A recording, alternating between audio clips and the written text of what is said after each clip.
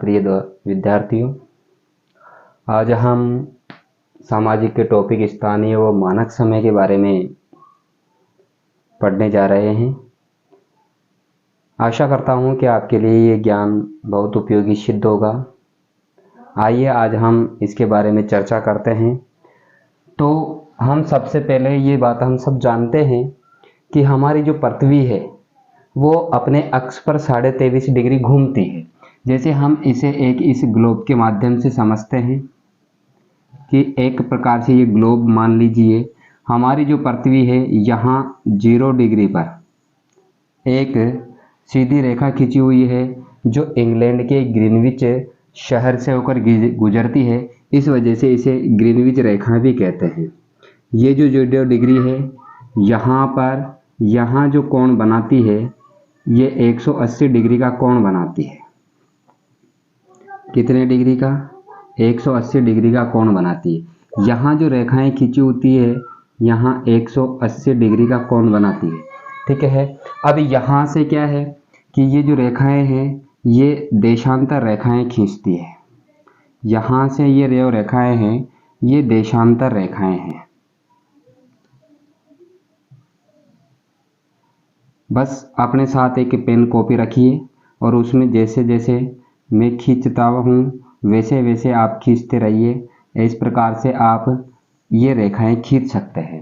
अर्थात ये जो 0 डिग्री वाली जो रेखाएं हैं जिसको हम ग्रीनविच रेखा के नाम से जानते हैं, जो इंग्लैंड के ग्रीनविच शहर से गुजरती है, इसलिए इसका नाम ग्रीनविच रेखा रखा गया है।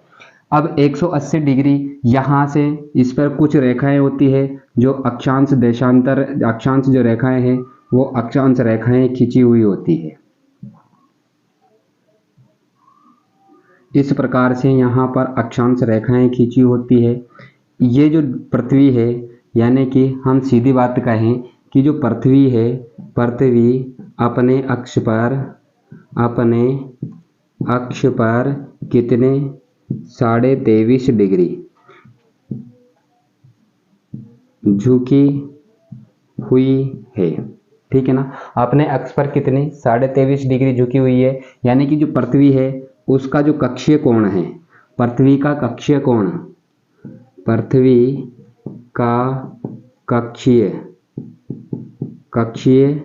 कोण वो कितना 66.5 डिग्री होता है। कितने डिग्री होता है? 66.5 डिग्री होता है। अब जो पृथ्वी है वो पृथ्वी हमेशा पृथ्वी पश्चिम से किधर? पश्चिम से पूर्व की ओर घूमती है। यही कारण है कि सबसे पहले सूर्योदय पूर्व दिशा में होता है। चलो अब आगे बात करते हैं कि ये 0 डिग्री जो रेखा है ये पूरे पृथ्वी को पूर्व और पश्चिम 2 भागों में बांटती है। इधर वाला जो हिस्सा है ये पूर्व है, ये पश्चिम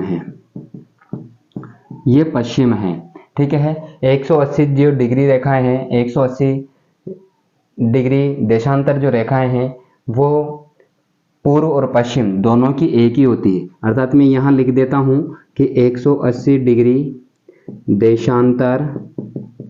देशांतर रेखा, एक देशांतर रेखा पूर्व व पश्चिम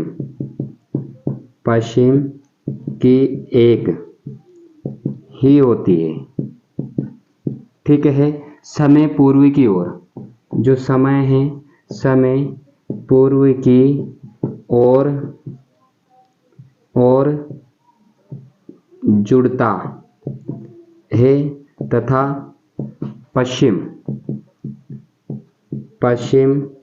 की ओर घटता है।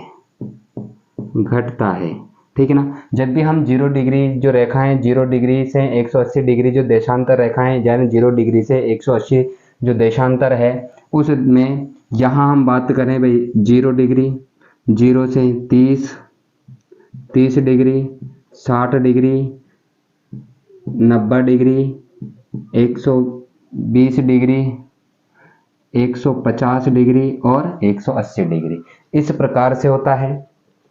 अब यहाँ पर जो देशांतर होता है, दो देशांतरों के बीच में 4 मिनट का अंतर होता है।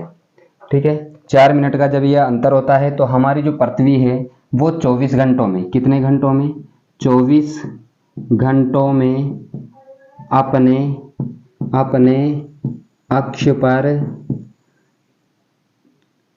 पर एक घूर्णन पूरा करती है। ठीक है ना, यानी कि पृथ्वी अपने पर एक घूर्णन पूरा करती है, अर्थात क्या है, अर्थात 360 डिग्री घूमती है। कितने डिग्री घूमती है, 360 डिग्री घूमती है। अर्थात अब कहें कि जब 360 डिग्री घूमती है तो 1 डिग्री घूमने में पृथ्वी को कितना समय लगा, 4 मिनट का समय लगा। यानी कि 1 डिग्री घूमने में 4 मिनट का समय लगता है। अर्थात पृथ्वी एक देशांतर से दूसरे देशांतर को पार करने में उसको 4 मिनट का समय लगता है। अब जो हम बात करते हैं कि जैसे जो समय रेखा है उस समय में, जैसे मान लीजिए कि 0 डिग्री रेखा पर 12 बजे हुए होते हैं, तो उस समय इंडिया में कितने बजे हुए होंगे, तो क्यों हमें पता है कि भारत की जो मानक प्रधान मध्याह्न रेखा है वो 82.5 डिग्री है। भारत की प्रधान मध्याह्न रेखा कितने, 82.5 डिग्री भारत की प्रधान मध्याह्न रेखा, जो कहाँ से, इलाहाबाद शहर से गुजरती है। इलाहाबाद शहर से गुजरती है। अर्थात अब यहाँ जब 12 बजे हुए होंगे, माना कि जो 0 डिग्री 180 देशांतर रेखा है वहाँ का समय 12 बजे हुए होते हैं। 12 बजे 0 डिग्री से 180 डिग्री पर 12 AM का समय होता है, तो उस समय में भारत में कितने बजे होंगे। तो इसका अंदाजा कैसे लगाते कि भारत की जो प्रधान मानक रेखा है वो 82.5 डिग्री है। 82.5 डिग्री है, हमारी पृथ्वी 1 मिनट में 1 डिग्री घूमने में 4 मिनट का समय लेती है। तो 82.5 जो डिग्री है, यानी कि 82.5 जो डिग्री है, इसको हम बराबर 82.5 इस प्रकार से लिख सकते हैं। ऐसे लिखेंगे तो हमारी पृथ्वी 1 डिग्री घूमने में कितना समय लेती है, 4 मिनट का समय लेती है। तो गुणा 4 करेंगे तो कितना होगा, 0033।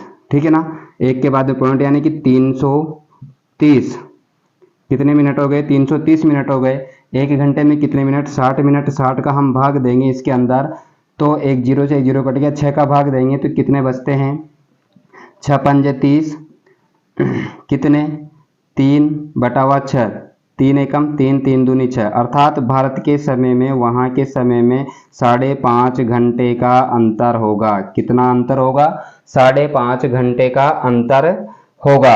अर्थात जब यहाँ 12 बजे हुए होंगे, 12 AM का समय होगा, उस समय इंडिया में 5:30 मिनट PM होगा, 30 मिनट PM होगा। धन्यवाद।